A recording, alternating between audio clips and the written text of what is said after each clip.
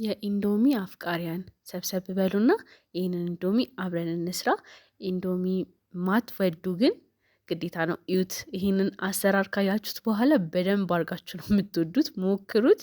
ሰላም እንዴት ናችሁ? ያኒ ከሆነኝ እንደተለመደው ኢንዶሚውን እንቀቅላለን። ከዛ በኋላ ትንሽ ደቂቃ በሰል ሲልልን ውሃውን አጥሌ ደፋዋለሁ።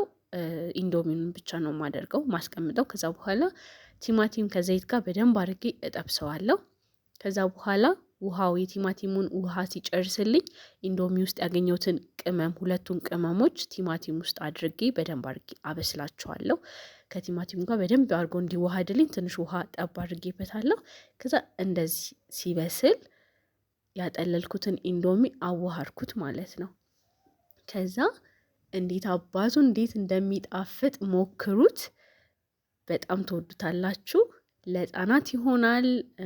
ከስራ ደክማችሁ ስትገቡ ቶሎ የሚደርስላችሁ ምግብም ነው። ወዳችኋለሁ ባይ